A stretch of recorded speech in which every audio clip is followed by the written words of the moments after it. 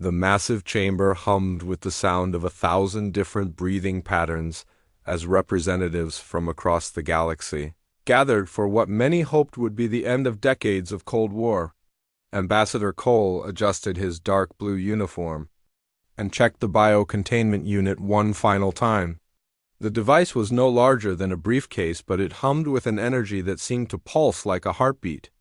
The warnings etched into its surface were written in 17 different languages, all saying the same thing in various ways about not opening it until proper facilities were ready. The Deathworld Alliance delegation entered through the main doors with the kind of presence that made even seasoned diplomats step back. Chancellor Thane led them, his reptilian form towering over most other beings in the room. His scales caught the light in a way that reminded everyone why his species had survived on a world where the very air could burn flesh. Behind him walked Prime Shard, the crystalline being whose body refracted light into deadly beams when threatened.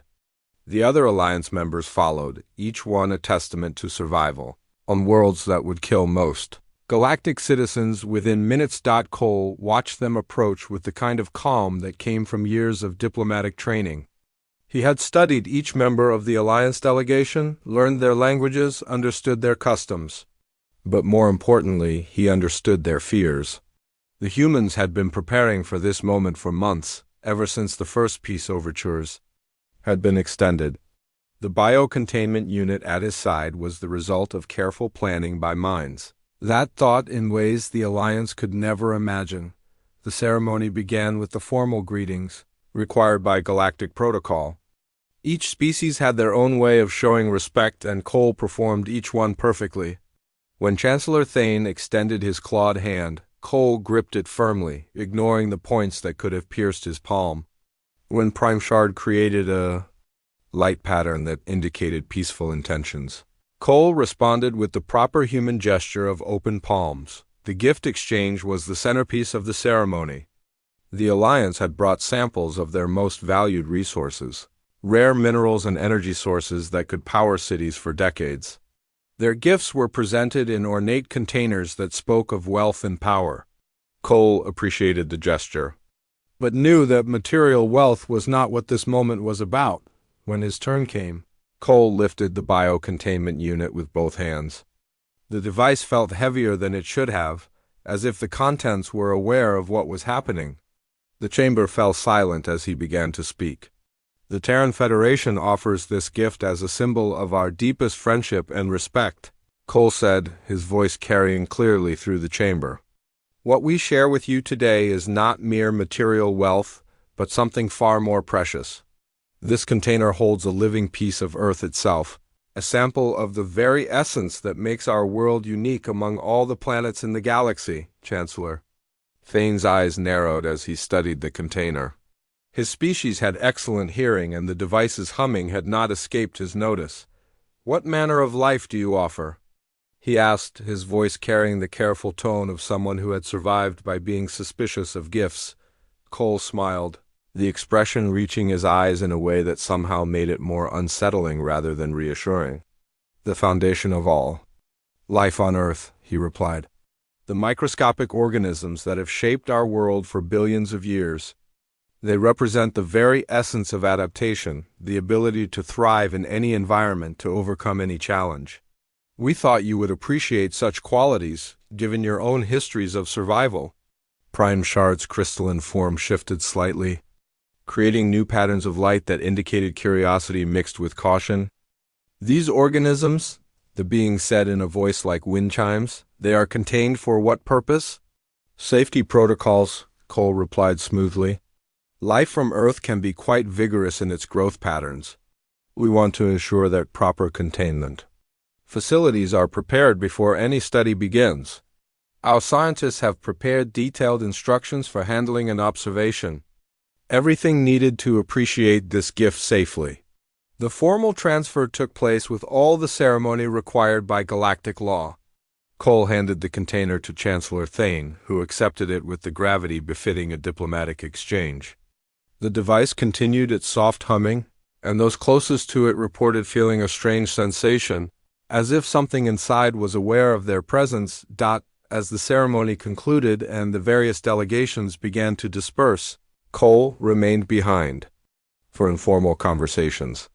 He moved through the Alliance representatives with practiced ease, answering questions about Earth's culture, sharing stories of human achievements, and always steering conversations away from the specific contents of the biocontainment unit.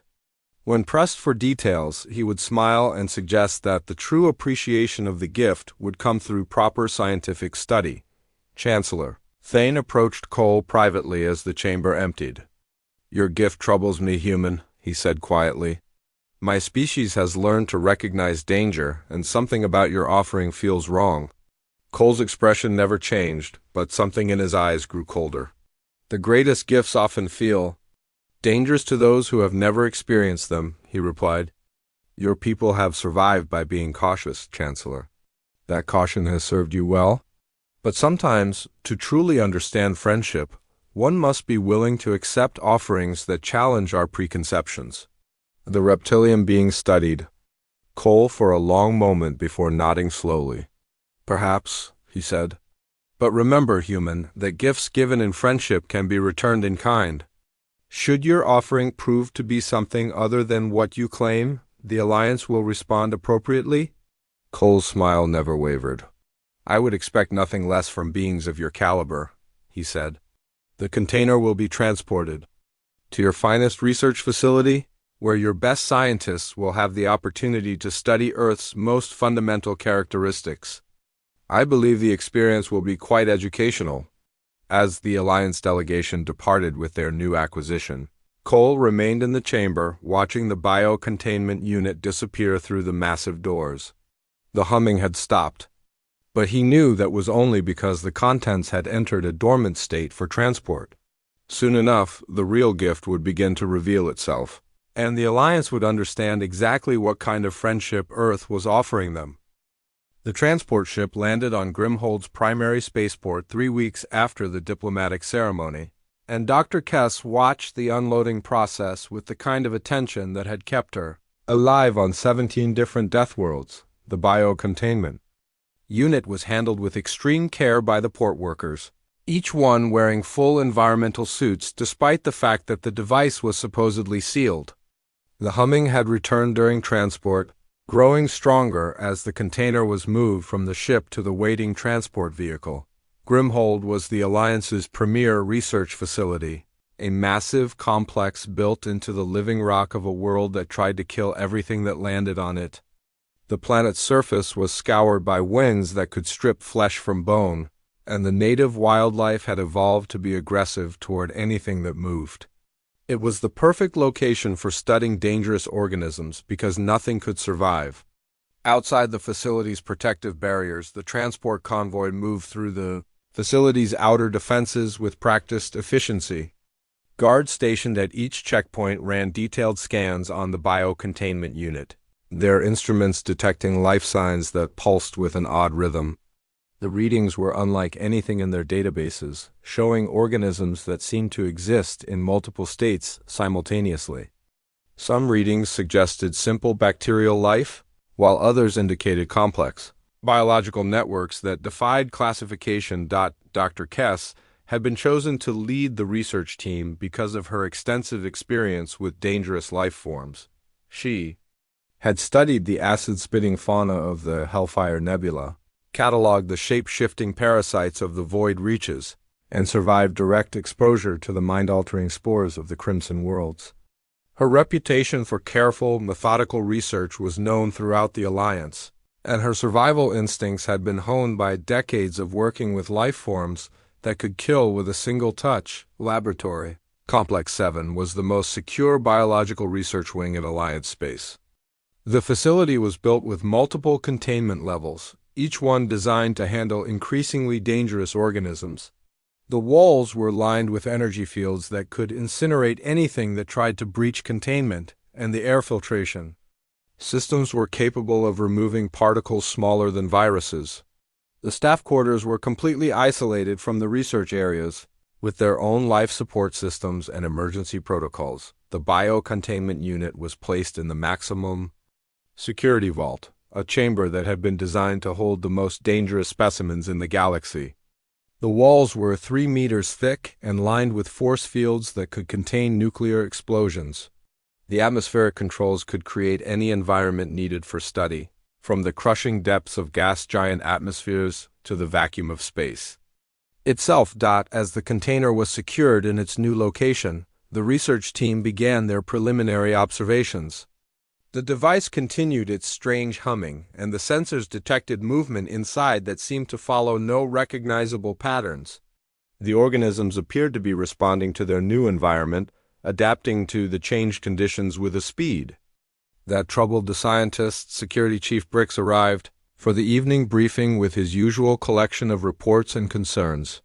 His species had evolved on a world where predators hunted by sound, giving him hearing that could detect the slightest irregularity in normal facility operations. The biocontainment unit's humming was already causing him problems, as the frequency seemed to shift in ways that made his security teams nervous. The overnight shift reports strange readings from the containment vault, Bricks told Dr. Kess as they reviewed the day's data. The guards say they feel watched when they pass the research wing, and some of them have complained about unusual sounds coming from the sealed chamber. Dr. Kess studied the sensor readings with growing interest. The organisms in the container were showing activity levels that increased during the facility's night cycle, as if they were somehow aware of the changing conditions around them. The bioscanners detected chemical processes that resembled communication networks, suggesting that the microscopic life forms were somehow coordinating their activities.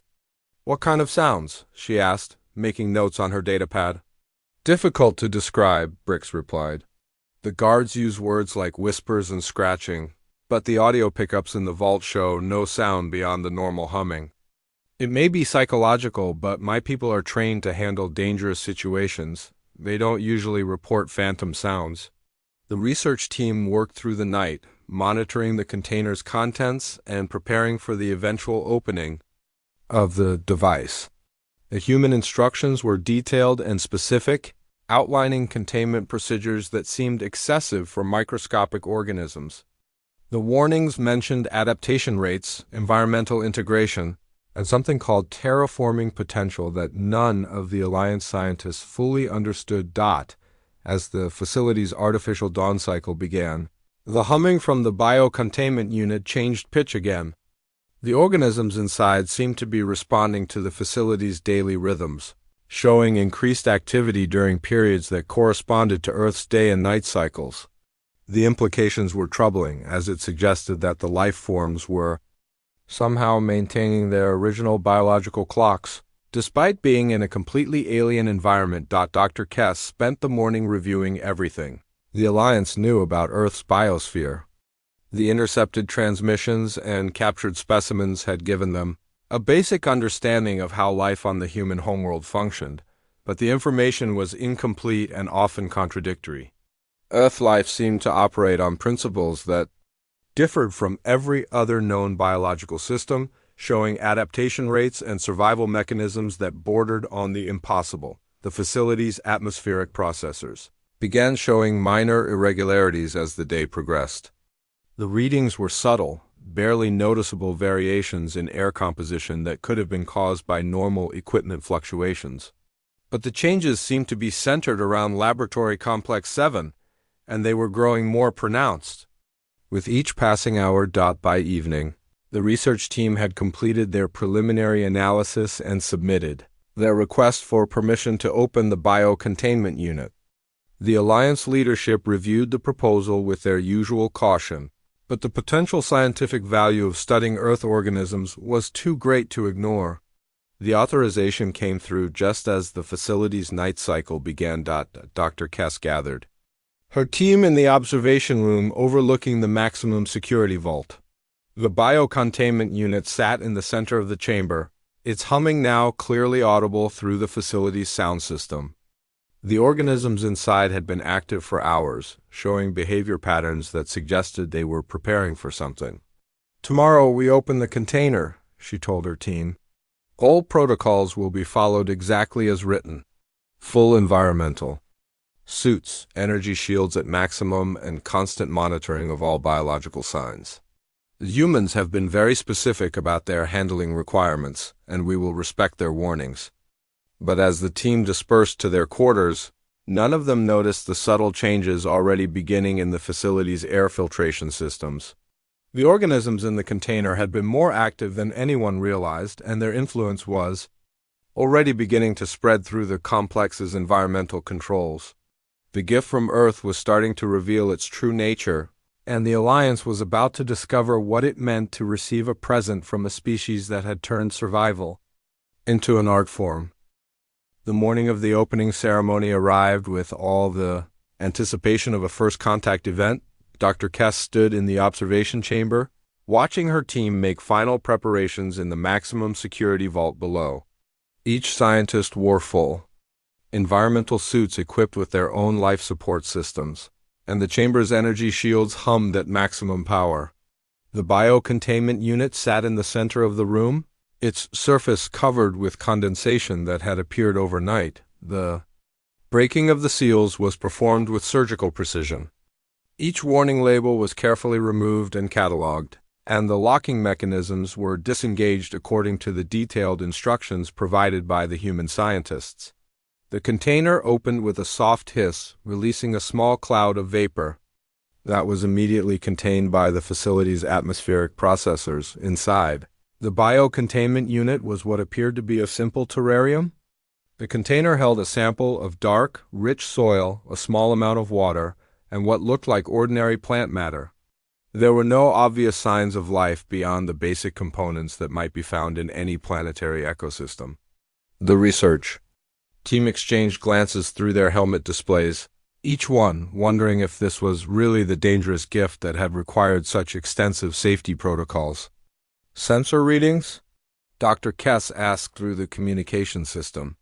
Detecting microscopic life forms throughout the sample, replied Dr. Vance, the team's primary biologist.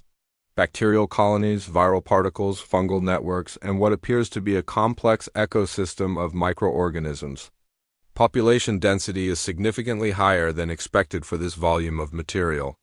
The team began their work with the careful methodology that had kept them alive during decades of dangerous research. Samples were extracted using remote manipulation tools, and each specimen was placed in sealed containment units for individual study. The microscopic life forms were unlike anything in their databases, showing cellular structures that seemed to combine characteristics from multiple evolutionary paths. Tech Assistant Nix was responsible for monitoring the atmospheric controls during the sample extraction process. The readings showed normal air composition throughout the facility, with no signs of contamination or unusual activity. The safety protocols were working perfectly, and the research proceeded according to plan, but as the hours passed, the team began to notice subtle changes in the terrarium itself. The soil seemed to be shifting slightly, as if something was moving beneath the surface. The water showed signs of increased biological activity, with microscopic organisms multiplying at rates that exceeded their initial calculations. The plant matter was beginning to show new growth. Despite being in a completely sterile environment, Dr. Kess observed the changes with growing fascination. The Earth organisms were not just surviving in their new environment, they were adapting to it with unprecedented speed. The bacterial colonies were forming new structures, the viral particles were showing signs of rapid evolution, and the fungal networks were expanding into configurations that defied classification. The adaptation rate is remarkable, she noted in her research log. These organisms are not just responding to environmental changes, they appear to be actively modifying their surroundings to suit their needs. The soil composition is changing. The water chemistry is shifting, and the atmospheric conditions in the container are becoming more Earth-like with each passing hour. The first sign of trouble came when Tech Assistant Nix removed their helmet for a brief moment. The action violated safety protocols, but the containment systems were functioning perfectly and the atmospheric readings showed no signs of contamination. Nix wiped sweat from their brow and replaced the helmet immediately, thinking nothing of the momentary exposure within hours. Nix began showing symptoms that had never been documented in Alliance medical literature. The fever came first, followed by hallucinations that seemed to focus on images of green, growing things. But the most disturbing symptom was the inappropriate laughter, bursts of mirth that seemed to come from nowhere and had no connection to anything happening around them. "The green world is calling," Nix said during one of their lucid moments. "Can you hear it? The song in the soil, the whispers in the water. It wants to grow, to spread, to make everything green like home." Dr. Kess ordered immediate quarantine procedures, but the damage was already done. The Earth organisms had found their first host, and they were beginning to demonstrate their true purpose. The infection was not killing Nix, but it was changing them in ways that terrified the medical team. The quarantine protocols were activated throughout Laboratory Complex 7, sealing the research wing from the rest of the facility. But the atmospheric processors that had been working to contain the organisms were now showing signs of compromise. The microscopic life forms had somehow infiltrated the air filtration systems, and they were beginning to spread through the facility's environmental controls. Security. Chief Bricks arrived at the sealed laboratory with his emergency response team. But the situation was already beyond normal containment procedures. The organisms were not behaving like any known biological threat, and the standard decontamination protocols were proving ineffective against their adaptive capabilities. "What are we dealing with?" Bricks asked Dr. Kess through the communication system, something that redefines what we thought we knew about biological warfare. She replied, watching the readings from the containment chamber. "These organisms are not just alive, they are actively intelligent. They are coordinating their activities, sharing information, and working together to achieve goals that we are only beginning to understand." The terrarium in the center of the vault was now showing signs of rapid expansion. The soil was spreading beyond its original boundaries. The water was forming new channels through the containment materials, and the plant matter was growing at visible rates. The organisms were not just adapting to their environment, they were transforming it into something more suitable for their needs. Tech assistant Nix's condition continued to deteriorate, but in ways that suggested transformation rather than illness. Their skin was taking on a greenish tint, and their blood chemistry was showing changes that indicated the presence of chlorophyll and other plant-based compounds. They spoke constantly of the green song and the growing world, as if the organisms were communicating directly with their nervous system. By the end of the day, the research team had come to a terrifying realization. The gift from Earth was not a simple biological sample, but a sophisticated terraforming system disguised as a diplomatic offering. The organisms were designed to work together, to spread through any environment, and to gradually transform alien worlds into something more suitable for Earth-based life. Dr. Kess made her final coherent transmission as the facility's communication systems began to fail. "This is not a gift," she said, her voice tight with fear. "This is a weapon. The humans have sent us a living piece of their world, and it is trying to make our world into theirs. The organisms are not just adapting, they are converting everything they touch into Earth-like conditions." The emergency protocols activated automatically as the facility's systems detected the spreading contamination. The laboratory complex was sealed completely, cutting off all contact with the outside world.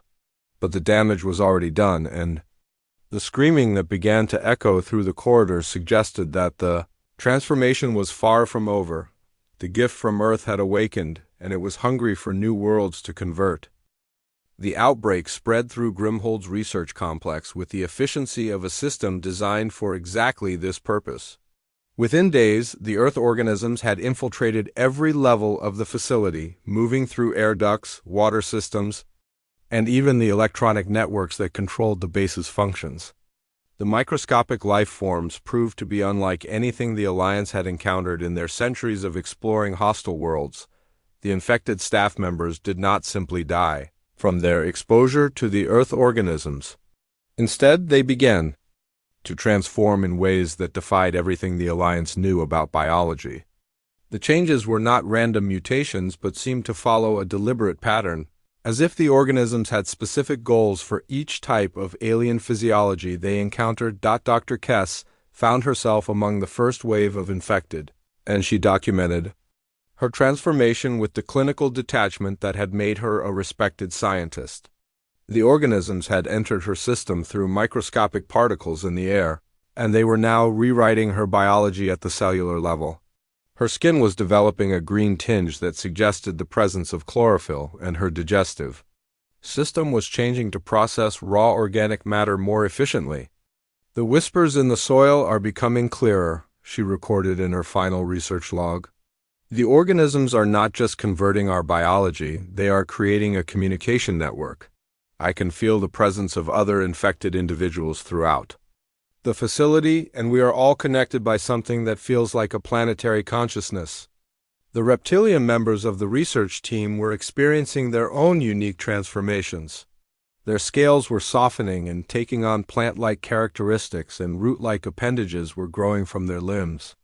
These new structures seemed designed to seek out moisture and nutrients, turning the proud warriors of the Alliance into something resembling mobile plant life. The crystalline Vorthons were perhaps the most disturbing to observe. Their normally clear, geometric forms were developing cracks that leaked a green substance resembling chlorophyll. The organisms were somehow converting their silicon-based biology into something that could support Earth-based life, creating hybrid beings that were neither fully mineral nor fully organic. Security. Chief Bricks had managed to avoid direct infection by sealing himself in the facility's command center, but he could only watch in horror as his security team succumbed to the spreading contamination. The infected guards did not attack the uninfected, but their behavior became increasingly erratic as the transformation progressed. "They are still conscious," Bricks reported to Alliance Command through the facility's emergency communication system. "The infected retain their memories and personalities, but they are being driven by something else.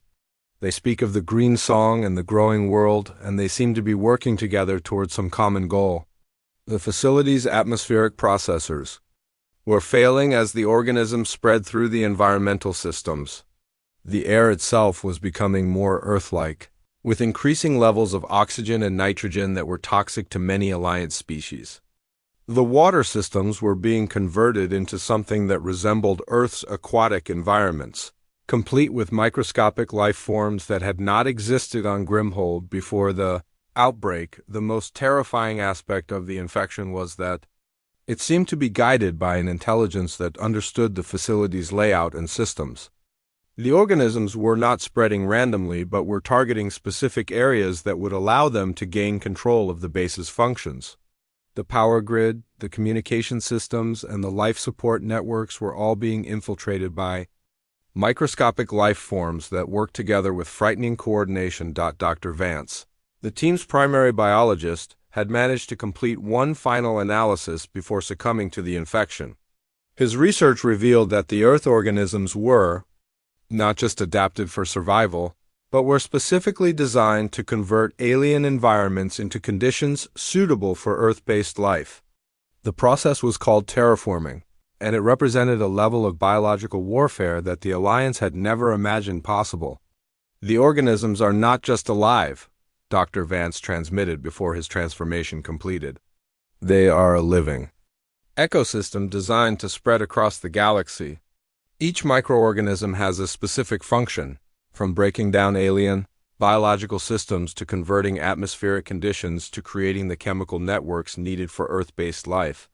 This is not an accident or a gift gone wrong. This is a deliberate weapon designed to claim worlds for humanity." The infected staff members were now showing signs of developing a collective consciousness. They moved through the facility with purpose, working together to maintain the spreading ecosystem and protect it from any attempts at containment. Their individual personalities were still present, but they were being guided by something that felt like a planetary mind. The screaming that echoed through the facility's corridors was not just from pain or fear, but from the psychological trauma of being aware of one's own transformation. The infected could feel themselves changing, could sense their connection to the growing network of Earth organisms, but they retained enough of their original consciousness to understand what was happening to them. The facility's emergency protocols had sealed the research complex from the outside world, but the organisms were already finding ways to breach the containment. The life support systems that were supposed to keep the contamination contained were instead being used as pathways for the organisms to spread to new areas of the base. By the end of the week, the entire research wing had been converted into something resembling an Earth ecosystem. The sterile corridors were now overgrown with plant life that had not existed on Grimhold before the outbreak. The walls were covered with organic matter that pulsed with a rhythm that matched the facility's power systems. The air was filled with spores and microscopic particles that carried the infection to any unprotected areas. The infected staff members had completed their transformation but remained conscious and aware. They spoke in voices that were recognizably their own, but the words they used came from a shared vocabulary that included concepts like the green world and the growing song. They moved through their converted environment with the confidence of beings who had found their true purpose. Security Chief Bricks made his final transmission to Alliance Command as the organisms breached the command center's defenses. "The facility is lost," he reported. "The Earth organisms have converted the entire research complex into something that resembles their homeworld. The infected are still alive, but they are no longer truly our people. They serve something else now, something that wants to spread across the galaxy." The emergency lockdown systems activated automatically as the facility's AI detected the complete compromise of its biological containment protocols. The research complex was sealed permanently, cutting off all contact with the outside world. But the damage was already done, and the screaming that continued to echo through the converted corridors suggested that the transformation was far from over. The gift from Earth had revealed its true nature, and the Alliance was beginning to understand that they were not dealing with a diplomatic offering, but with a form of biological warfare that could potentially claim entire worlds for humanity. The transmission from Ambassador Cole arrived at Alliance Command exactly 3 months after the Grimhold facility had been sealed. The message was broadcast on the same diplomatic frequencies that had been used for the peace negotiations, but the content was nothing like the formal communications that had preceded it. Cole appeared on screen with the same pleasant smile he had worn during the gift ceremony, but there was something different in his eyes now, something that suggested he had been waiting for this moment. "Greetings to the leadership of the Deathworld. Alliance," Cole began, his voice carrying the same diplomatic warmth that had characterized their previous interactions. "I trust that you have had sufficient time to properly appreciate the gift that the Terran Federation provided during our historic meeting. Our monitoring systems indicate that the biological samples have been performing exactly as designed." The Alliance leaders who received the transmission felt their blood run cold at the casual mention of monitoring systems. The humans had been watching the outbreak at Grimhold, observing the transformation of Alliance personnel with the detachment of scientists studying laboratory specimens.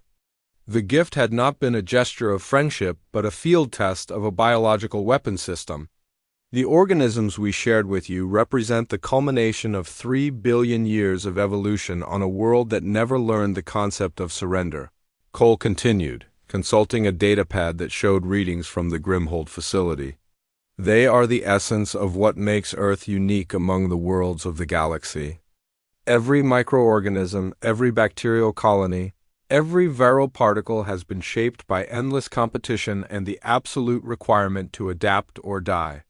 The Chancellor Thane, who had accepted the biocontainment unit during the ceremony, watched the transmission with growing horror. His species had evolved on a world where survival required constant vigilance, but they had never encountered anything like the systematic biological warfare that humanity had unleashed upon them.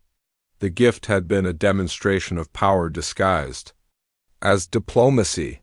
"Your scientists have discovered by now that our organisms are not merely alive but represent a complete ecosystem designed for expansion," Cole said, his smile never wavering. "They do not simply survive in alien environments, they convert those environments into conditions suitable for Earth-based life. The process is called terraforming, and it represents one of humanity's most significant achievements. The implications of Cole's words struck the Alliance leadership like a physical blow. The humans had not just sent them a biological sample, but had deployed a weapon system capable of converting entire worlds into Earth-like environments. The organisms were not just spreading through the Grimhold facility, but were actively transforming it into something that could support human life. The transformation process you are witnessing is not random, but follows patterns that have been refined over millions of years, Cole continued. The organisms work together as a coordinated system, each one fulfilling a specific function in the conversion process. Some break down existing biological systems, others modify atmospheric conditions, and still others create the chemical networks needed to support Earth-based life. Prime Shard, whose crystalline form had been present during the gift ceremony, processed the information with the cold logic that characterized their species. The humans had not just committed an act of war, but had demonstrated a level of biological sophistication that exceeded anything the Alliance had imagined possible. The gift had been a warning disguised as friendship. We have been monitoring the progress of the conversion through sensors embedded in the original biocontainment unit, Cole said, reviewing data that showed the spreading infection at Grimhold.